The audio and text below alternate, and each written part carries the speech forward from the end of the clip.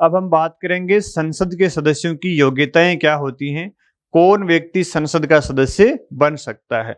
यहाँ जो योग्यताएं हैं वो लोकसभा के लिए भी हैं और राज्यसभा के लिए भी हैं।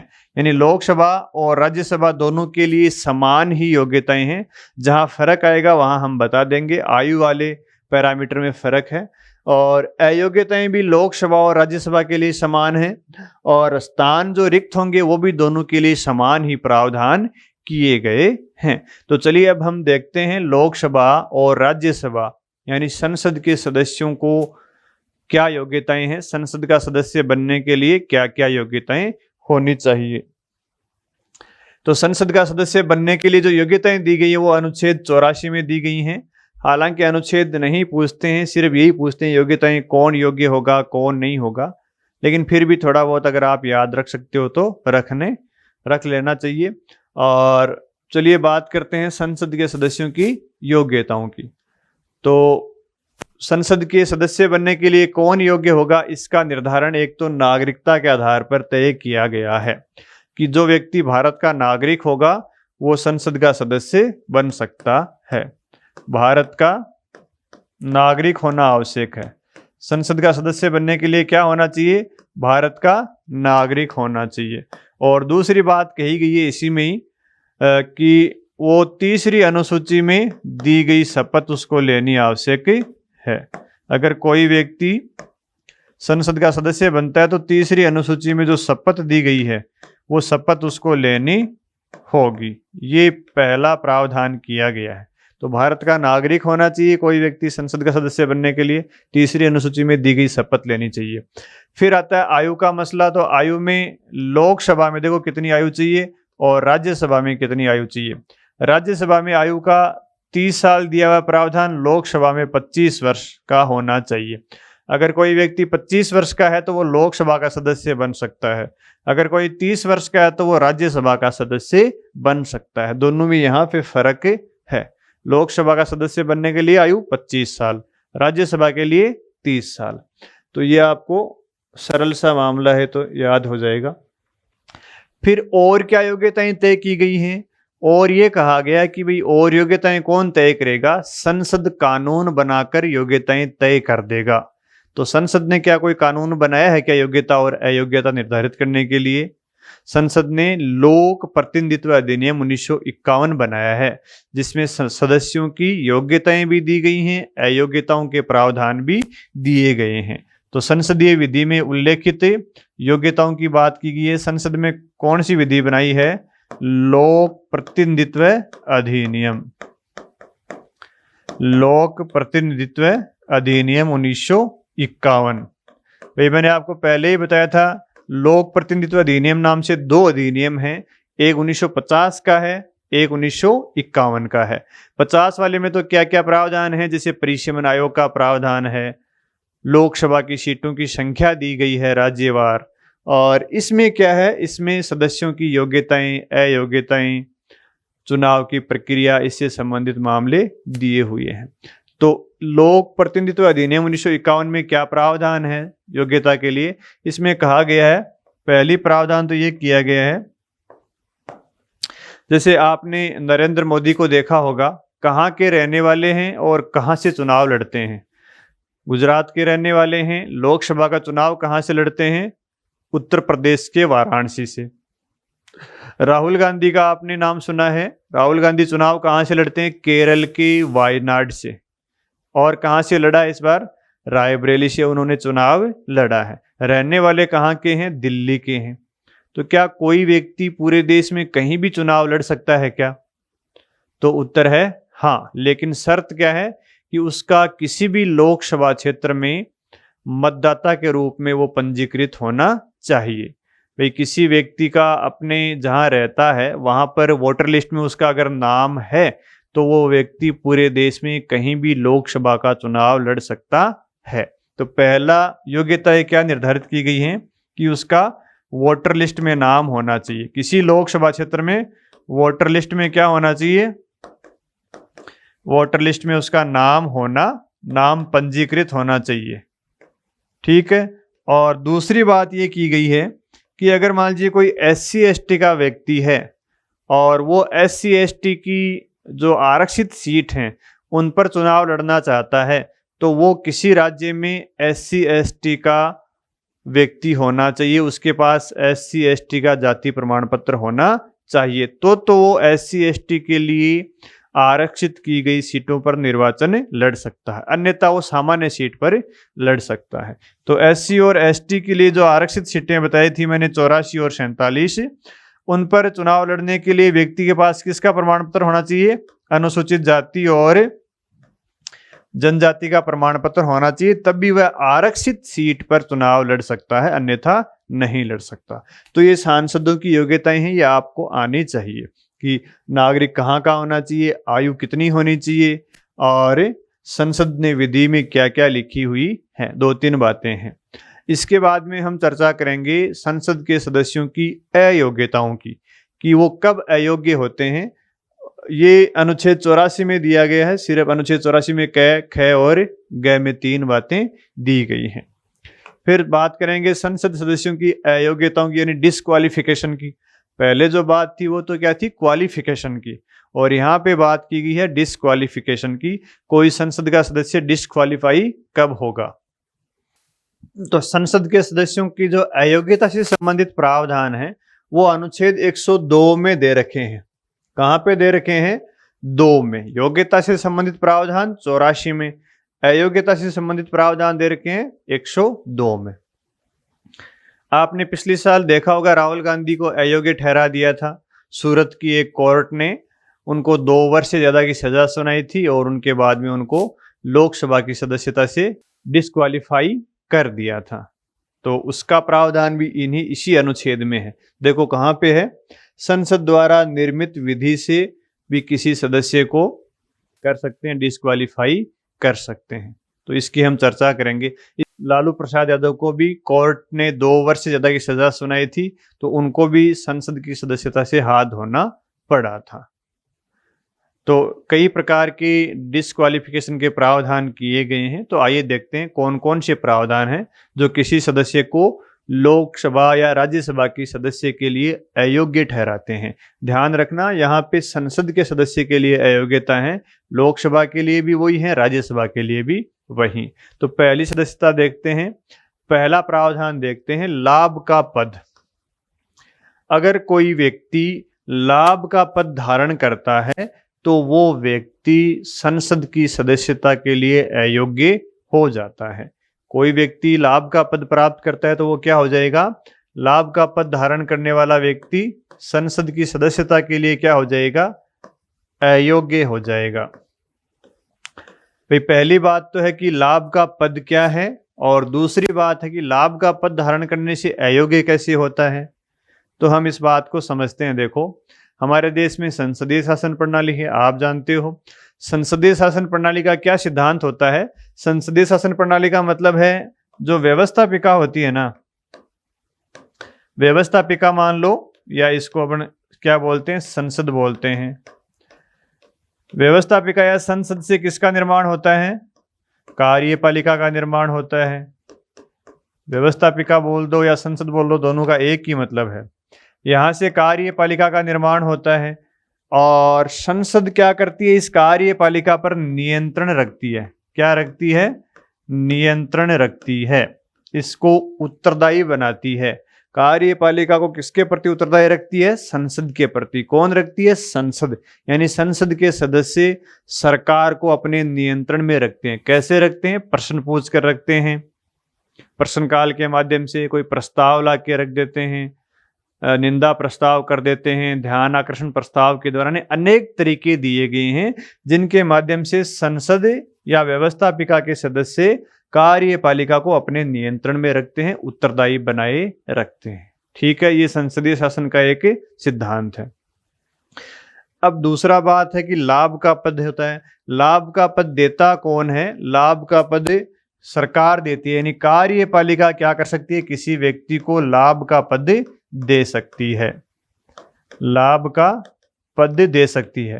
यानी सरकार किसी व्यक्ति को ऐसे पद पर नियुक्त कर सकती है जिससे उसको फायदा हो, जिससे उसको लाभ हो, या वो किन्हीं लोगों को प्रभावित करने की क्षमता में आ जाती है। भाई किसी आयोग का अध्यक्ष बना दिया, किसी बोर्ड का चेयरमैन बना दिया, अन्य किसी सरकार के पास अनेक प्रकार की संस्थाएं हैं जहां उसको नियुक्त कर देते हैं और उससे वहां से उस व्यक्ति को लाभ प्राप्त हो सकता है, पैसे प्राप्त हो सकते हैं, या वो लोगों को प्रभावित कर सकता है अपने पद के आधार पर। तो कार्यपालिका लाभ का पद देती है। अब मान लीजिए कार्यपालिका किसी संसद के सदस्य को लाभ का पद दे दे। कार्यपालिका किसको दे दे? किसी सांसद को दे दे। ठीक है, सांसद को लाभ का पद कौन देगा? कार्यपालिका देगी। और इसी सांसद को क्या रखना है? इस कार्यपालिका पर नियंत्रण रखना है। तो क्या कोई सांसद जो इस सरकार से लाभ का पद लेता है वो इस पर नियंत्रण रख पाएगा क्या? वो नहीं रख पाएगा, क्योंकि इसको तो सरकार ने क्या दे दिया? फायदा दे दिया, कोई पद दे दिया, तो ये इस पर प्रभावी नियंत्रण बनाए नहीं रख सकता है।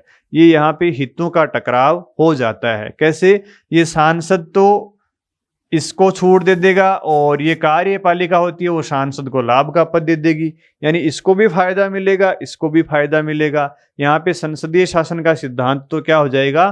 फेल हो जाएगा। संसदीय शासन का सिद्धांत क्या है कि ये संसद इस पर नियंत्रण रखेंगे। अब ये नियंत्रण कैसे रखेंगे? ये सांसद तो इसे क्या ले रहे हैं? लाभ का पद ले रहे हैं, इससे कोई पद ले रहे हैं। तो इसलिए लाभ के पद पर कोई व्यक्ति अगर है तो उसको सांसद के लिए अयोग्य ठहराया जाता है। तो मैं समझता हूँ बात समझ में आ गई होगी, क्योंकि लाभ का पद कौन देता है? कार्यपालिका देती है। किसी को भी दे सकती है, सांसद को दे सकती है, अन्य व्यक्ति को दे सकती है। तो जिस सांसद ने कार्यपालिका से लाभ प्राप्त किया है वो उस पर कभी भी नियंत्रण नहीं रख सकता, क्योंकि वो उसका एहसान मानेगा। तो दोनों क्या करेंगे? मिलकर लूटेंगे। वो तो लाभ का पद दे देगा और ये इनको छूट दे देंगे। तो इसलिए कहा गया कि लाभ के पद पर अगर कोई व्यक्ति होता है तो वो संसद बनने के लिए, सांसद बनने के लिए अयोग्य होता है। अब सवाल दूसरा है कि लाभ का पद क्या होता है?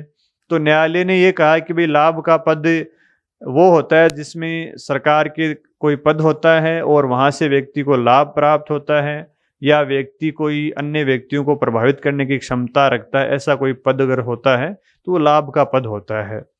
दूसरा, संसद ने लाभ के पद के लिए एक अधिनियम बनाया है और अधिनियम का क्या नाम है? लाभ का पद अधिनियम।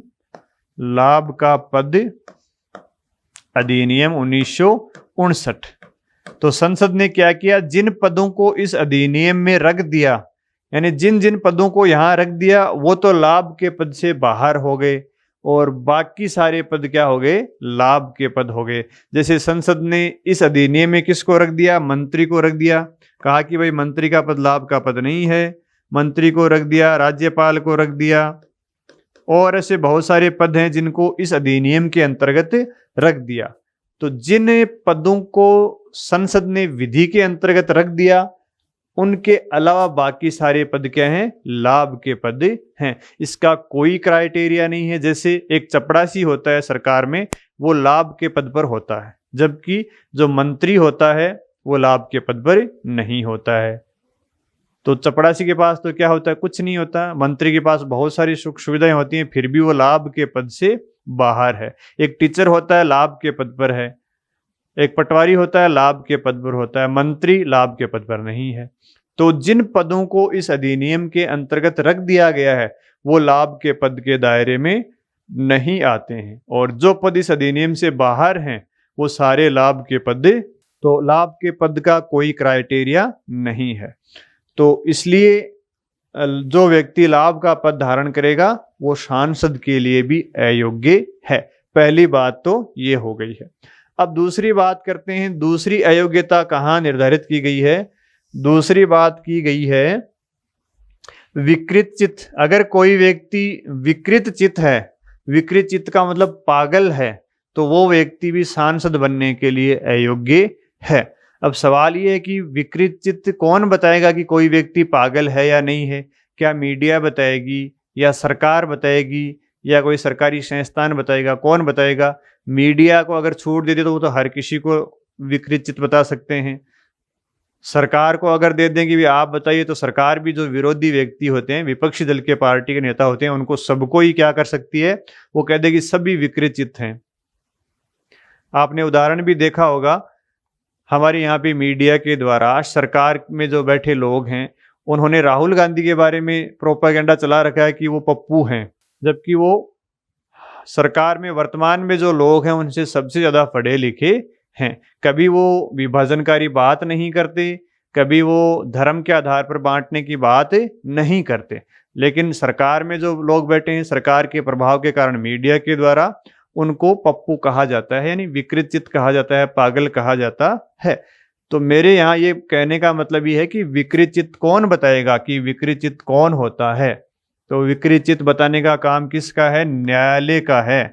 अगर सरकार बताएगी, अगर सरकार किसी व्यक्ति को विकृत चित्त बताएगी तो वो किसी को भी बता सकती है, लेकिन न्यायालय एक निष्पक्ष संस्था है, इसलिए न्यायालय बताएगा कि विकृत चित्त कौन है। क्या न्यायाधीश को पता लगता है कि कोई व्यक्ति पागल है या नहीं है? नहीं, न्यायाधीश को पता नहीं लगता है। पता किसको लगता है? डॉक्टर को लगता है। तो न्यायालय किससे सलाह लेगा? वो किसी चिकित्सक से सलाह लेगा।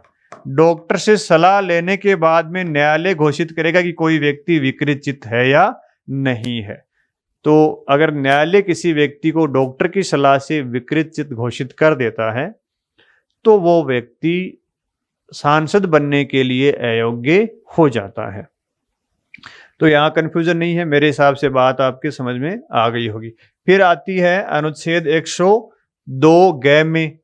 ये अनुच्छेद 102(1) क में कही गई है, ये 102 ख में कहा गया है, और ये 102(1) ग में कहा गया है। तो दिवालिया कौन होता है? देखिए, दिवालिया क्या मतलब होता है। आप मान लीजिए सरकार से किसी बैंक से लोन लेते हैं और आपने 10 लाख का लोन लिया है मान लीजिए, और आपसे वो लोन चूक नहीं रहा है, तो सरकार क्या करेगी? आपकी संपत्ति का नीलामी करेगी। आपके पास मान लीजिए जो भी संपत्ति है वो संपत्ति 10 लाख की है, सरकार से, बैंक से आपने 10 लाख का लोन लिया है और 10 लाख की आपके पास संपत्ति है, तो बैंक क्या करेगा? आपकी संपत्ति को नीलामी करके अपना लोन चुकता कर लेगा। कोई इसमें दिक्कत नहीं है, आप दिवालिया नहीं हो। आपने 10 लाख का लोन लिया है, आपके पास संपत्ति है 8 लाख की, तो बैंक क्या करेगा? इसको क्या करेगा? नीलाम कर देगा और अपने पैसे जमा कर लेगा। फिर भी बैंक के क्या 2 लाख रुपए बाकी रह जाते हैं। यानी आपकी संपत्ति नीलाम करने के बाद में भी अगर बैंक का कर्ज नहीं उतरता है तो आप क्या हो जाओगे? दिवालिया हो जाओगे। जितना आपने लोन लिया है, आपकी संपत्ति की नीलामी करने के बाद में भी वो लोन नहीं चुकता है बैंक का, तो बैंक आपको क्या कर देगा? दिवालिया घोषित कर देगा। तो जो व्यक्ति दिवालिया होगा वो भी सांसद बनने के लिए अयोग्य है। फिर बात आती है नागरिकता की। आपने देखा होगा अक्षय कुमार के पास कहाँ की नागरिकता है? कई लोग बताते हैं उनके पास कनाडा की नागरिकता है। तो ऐसा कोई व्यक्ति जो भारत का नागरिक नहीं है या दूसरे देश की नागरिकता ग्रहण कर लेता है, भाई कोई व्यक्ति या तो भारत का नागरिक नहीं रहता है या फिर कोई व्यक्ति दूसरे विदेश की नागरिकता ग्रहण कर लेता है, तो वो सांसद नहीं रहेगा। वो सांसद बनने के लिए क्या हो जाएगा? अयोग्य हो जाएगा। इसमें कोई कहीं समस्या नहीं है। और फिर अगली बात है, संसद द्वारा निर्मित विधि के द्वारा भी अयोग्यता का निर्धारण हो सकता है। संसद ने भी विधि बनाई है और उस विधि में जिन जिन आधारों पर सांसद बनने के लिए अयोग्य होता है वो आधार सारे उस विधि में दिए गए हैं। तो सांसद ने एक तो विधि बनाई थी योग्यता के लिए, उसी विधि में अयोग्यता संबंधी प्रावधान किए गए हैं। तो संसद ने विधि कौन सी बनाई है? वही विधि बनाई है रिप्रेजेंटेटिव ऑफ पीपुल एक्ट 1951, यानी जिसको हमने लोक प्रतिनिधित्व अधिनियम 1951 कहा था। इसमें अयोग्यता से संबंधित प्रावधान भी दिए हुए हैं। आरपी का मतलब, आर का मतलब रिप्रेजेंटेटिव और पी का मतलब पीपुल, एक्ट तो हो ही गया अधिनियम, यानी जन प्रतिनिधित्व अधिनियम 1951, या इसको लोक प्रतिनिधित्व अधिनियम 1951 भी बोल देते हैं। ये लोक प्रतिनिधित्व अधिनियम का शॉर्ट रूप है आरपी एक्ट। इसी एक्ट में वो आधार दिए गए हैं जिन आधारों पर कोई व्यक्ति सांसद बनने के लिए अयोग्य होता है। तो क्या आधार दिए गए हैं? देखो, पहला आधार दिया गया है, कोई व्यक्ति चुनाव में भ्रष्ट आचरण का दोषी हो, चुनाव में भ्रष्ट आचरण का दोषी हो, चुनाव में भ्रष्ट आचरण का दोषी हो। दूसरा आधार दिया गया, चुनाव खर्च का ब्यौरा नहीं दिया हो, किसी व्यक्ति ने चुनाव खर्च का ब्यौरा नहीं दिया हो, वे चुनाव में जो खर्चा हुआ है उसका ब्यौरा चुनाव आयोग के पास कोई व्यक्ति नहीं जमा कराता है तो वो सांसद बनने के लिए अयोग्य होता है। तीसरा है, कोई व्यक्ति सरकारी पद से भ्रष्टाचार के, कोई व्यक्ति सरकारी पद पर था और भ्रष्टाचार के कारण वो सेवा मुक्त हुआ है, सरकारी पद से भ्रष्टाचार के आधार पर पदमुक्त हुआ है तो वो व्यक्ति भी सांसद बनने के लिए अयोग्य है, क्योंकि सरकारी पद पर रहते हुए जिसने भ्रष्टाचार किया वो सांसद बनने के बाद में भी करेगा, इसलिए उसको भी कहा कि भैया आप सांसद नहीं बन सकते।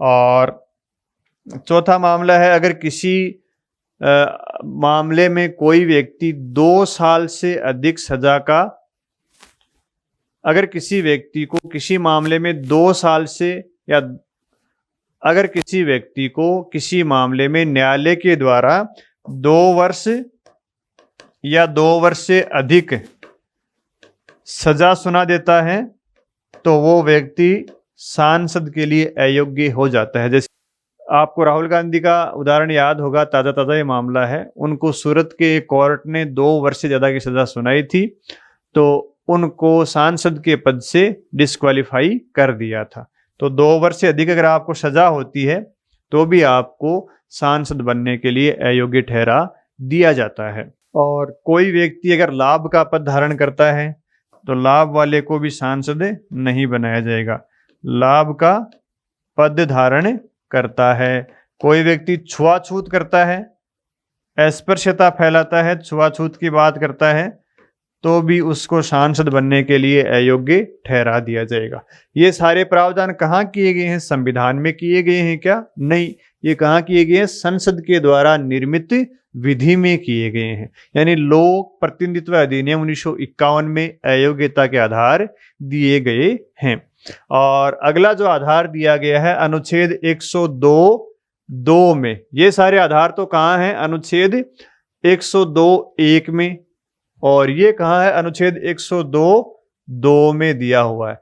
यानी कोई व्यक्ति दल बदल कर लेता है, दल बदल के आधार पर भी सांसद बनने के लिए अयोग्य ठहराया जा सकता है। दल बदल का क्या अर्थ है अभी देखते हैं। देखो, दल बदल का क्या मतलब होता है। दल बदल से संबंधित कानून 52वें संविधान संशोधन के द्वारा राजीव गांधी के द्वारा संविधान में शामिल किया गया था। दल बदल अधिनियम 52वें संविधान संशोधन, 52वें संविधान संशोधन 1985 के द्वारा बनाया गया था। दल बदल अधिनियम में 10वीं अनुसूची जोड़ी थी। इस संशोधन के द्वारा कौन सी अनुसूची जोड़ी थी? संविधान में 10वीं अनुसूची जोड़ी थी और संविधान में भी प्रावधान किए गए थे। तो दल बदल से संबंधित अधिनियम कब बनाया गया था? 52वें संविधान संशोधन 1985 के द्वारा।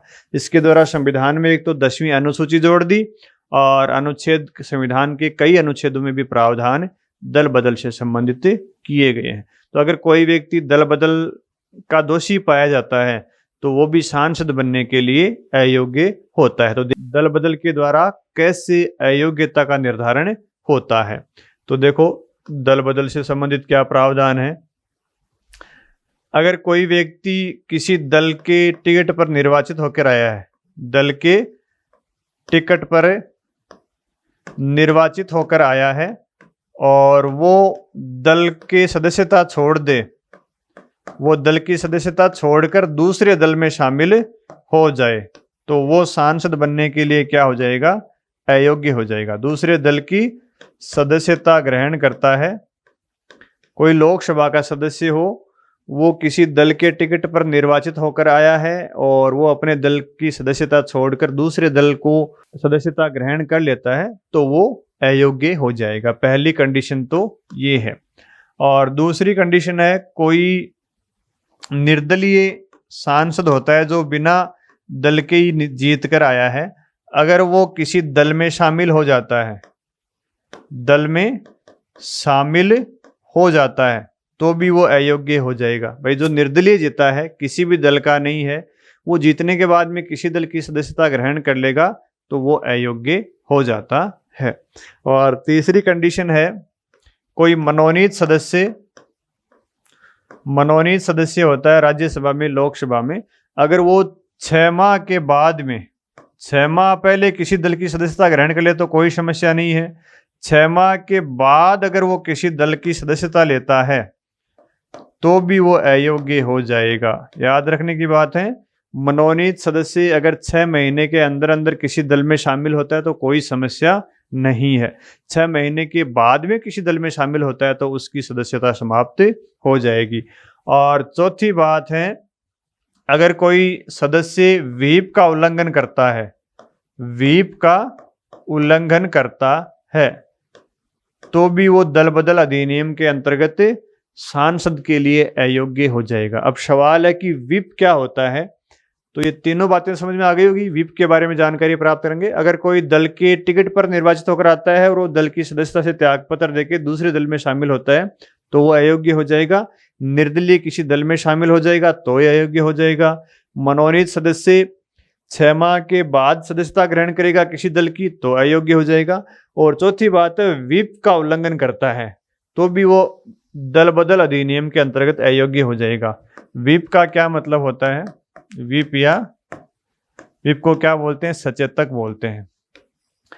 प्रत्येक जो राजनीतिक दल होता है वो संसद में अपने सदस्यों को निर्देशित करने के लिए एक व्यक्ति की नियुक्ति करता है, जिसको क्या बोला जाता है? सचेतक बोलता है, सचेतक बोला जाता है। ये सचेतक क्या करता है? अपने दल के सदस्यों को दिशा निर्देश जारी करता है। किसके बारे में? सदन में उपस्थित होने के बारे में, सदन में वोटिंग के बारे में, कि आपको किसके पक्ष में वोटिंग देनी है, किसके विपक्ष में वोटिंग देनी है। यानी जो सचेतक होता है वो संसद में अपने दल के सदस्यों को अनुशासन में बनाए रखने का कार्य करता है, उनको निर्देश देता है। अगर कोई दल का सदस्य सांसद है वो अपने सचेतक के निर्देश की अवहेलना कर देता है तो वो दल बदल अधिनियम के अंतर्गत अयोग्य हो जाएगा। यानी सचेतक के द्वारा जो निर्देश जारी किया जाता है उसको क्या बोलते हैं? उसको व्हिप बोलते हैं। क्या बोलते हैं? व्हिप। अगर कोई सांसद अपने दल के व्हिप का उल्लंघन करता है तो भी वो सांसद के लिए अयोग्य हो जाएगा।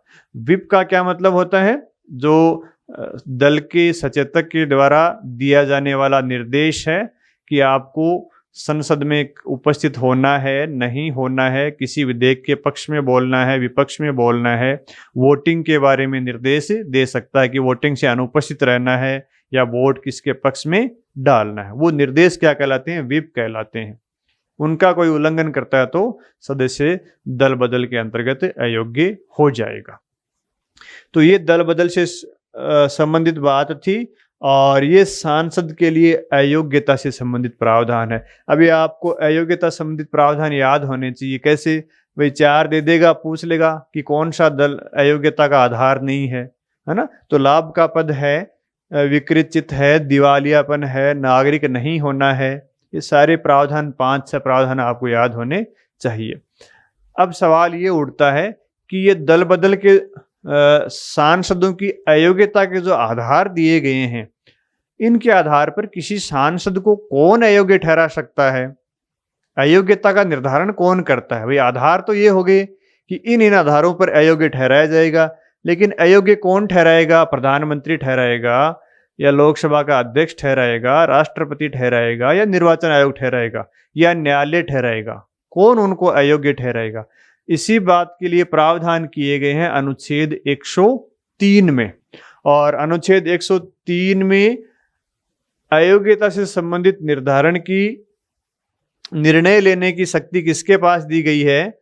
अनुच्छेद 103 में ये कहा गया है कि अगर किसी सांसद को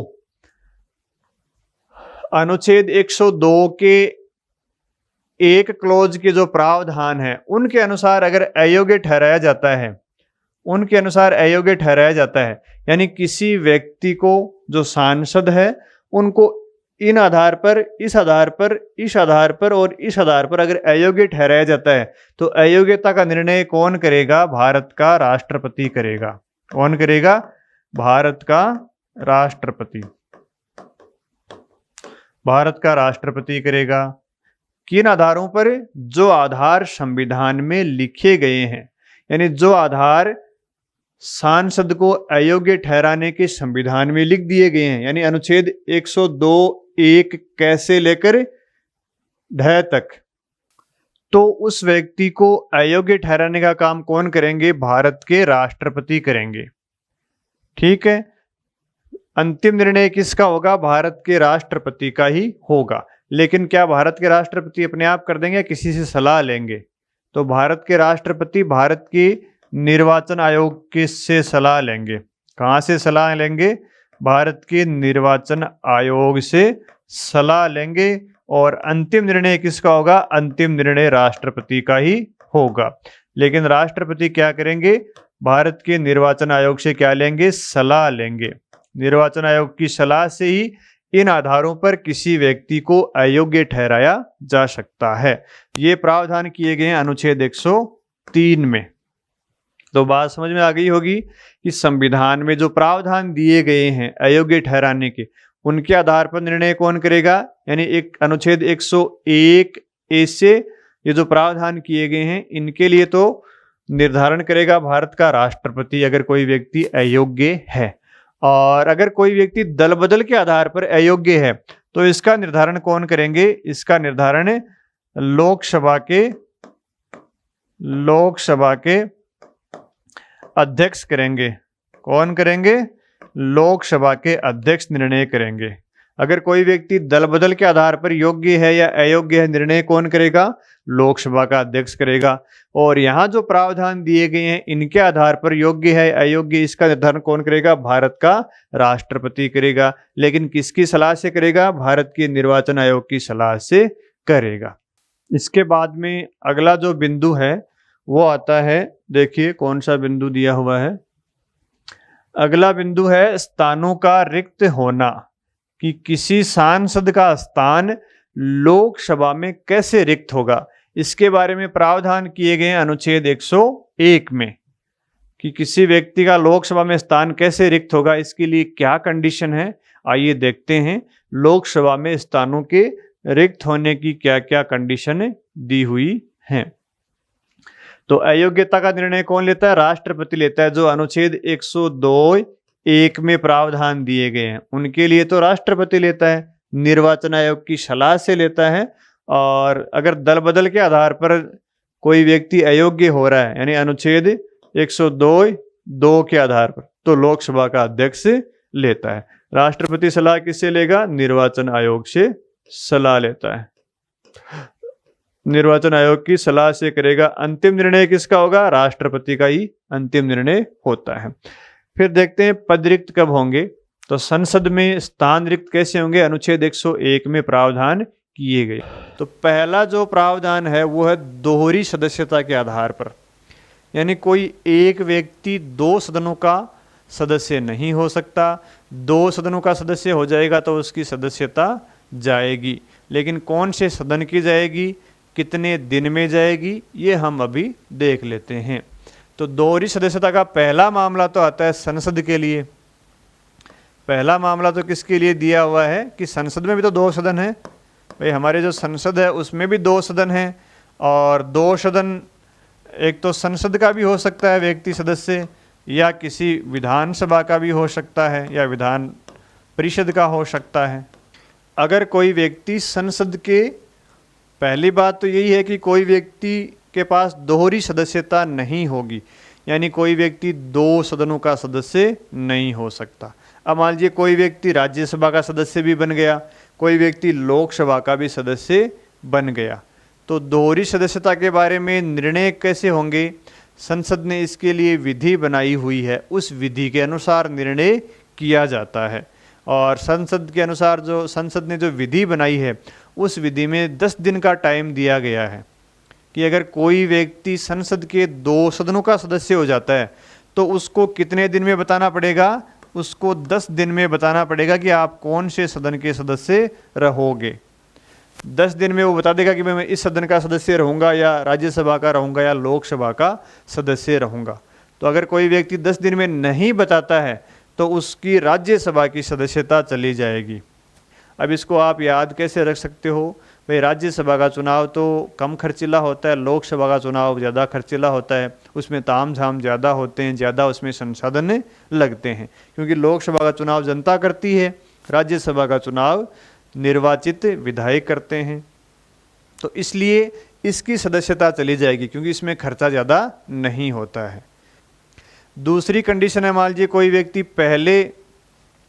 पहले राज्यसभा का सदस्य था, उसके बाद में लोकसभा का सदस्य हो गया, या पहले लोकसभा का सदस्य था बाद में राज्यसभा का हो गया, तो दोनों सदनों का सदस्य तो हो गया वो, तो कौन सी सदन की सदस्यता जाएगी? अगर वो 10 दिन में नहीं बताएगा तो उसके पहले वो जिस सदन का सदस्य था उसकी सदस्यता चली जाएगी, चाहे राज्यसभा का पहले हो चाहे लोकसभा का पहले हो।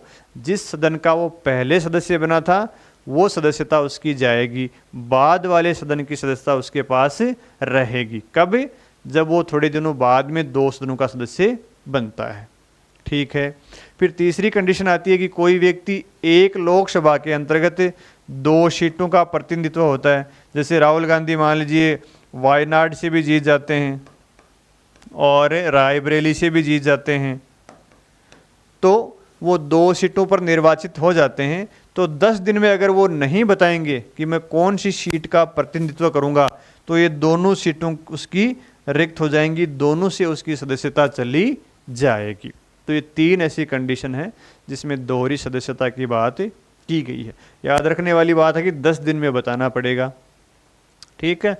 और दूसरी कंडीशन है कि भाई आप संसद के भी सदस्य हो किसी सदन के, और विधानसभा या विधान परिषद में भी किसी सदन के सदस्य हो, तो इसके लिए जो अवधि निर्धारित की गई है बताने की वो 14 दिन की गई है। कितने दिन में बताना पड़ेगा?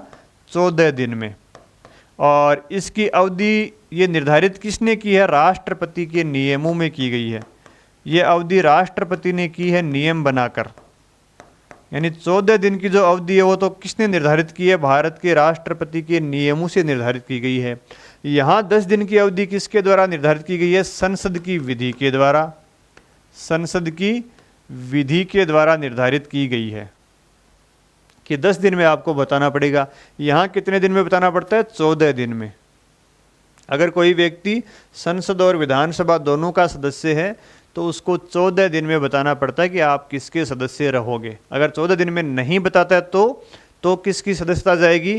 तो संसद की सदस्यता जाएगी, क्योंकि सांसद के चुनाव में ज़्यादा जनता भाग लेती है, ज़्यादा खर्चा आएगा, और विधानसभा के चुनाव में कम जनता भाग लेती है, कम खर्चा आता है। इसलिए खर्चा बचाने की स्कीम के अंतर्गत संसद की सदस्यता उसकी, ऐसी कंडीशन में संसद की उसकी सदस्यता खत्म हो जाएगी, राज्य विधानसभा या विधान परिषद की सदस्यता बनी रहती है। तो याद रखने वाली बात है, अवधि 14 दिन की है।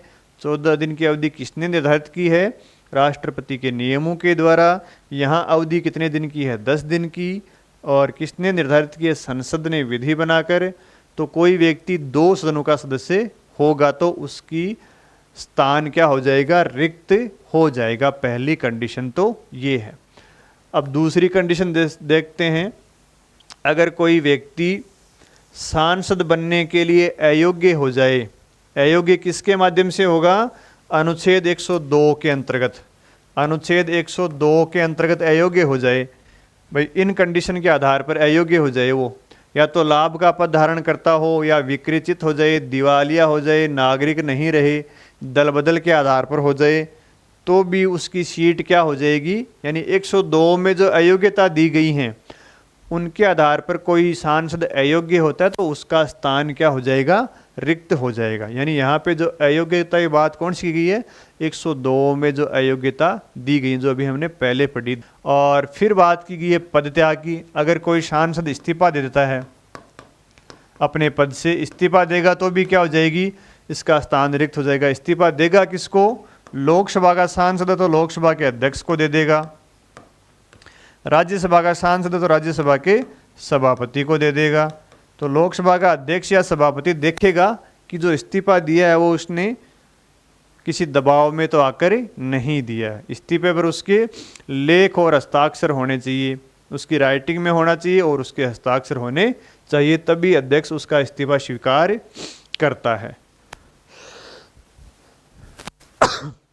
और अध्यक्ष ये भी देखता है कि उसने इस्तीफा दिया है वो किसी दबाव में तो नहीं दिया है। ठीक है, इसके आधार पर पद रिक्त होता है। और फिर चौथी बात आती है पद रिक्ति की, वो आती है अनुपस्थिति के आधार पर। अगर कोई व्यक्ति सदन से 60 दिन तक बिना अनुमति के अनुपस्थित रहता है, कितने दिन तक? 60 दिन तक। अगर कोई व्यक्ति 60 दिन तक सदन से क्या रहता है? अब्सेंट रहता है, अनुपस्थित रहता है, तो उसकी सदस्यता, उसकी स्थान क्या हो जाएगा? उसका स्थान रिक्त हो जाएगा। लेकिन जो 60 दिन की अवधि है उसमें अगर सदन खुद ही 4 या 4 दिन से अधिक दिन तक स्थगित रहता है तो वो अवधि नहीं गिनी जाएगी। भाई कोई सांसद 60 दिन तक बिना बताए अब्सेंट हो गया और सदन भी स्थगित नहीं हुआ, 1-2 दिन ही हुआ, तो उसकी सदस्यता जाएगी।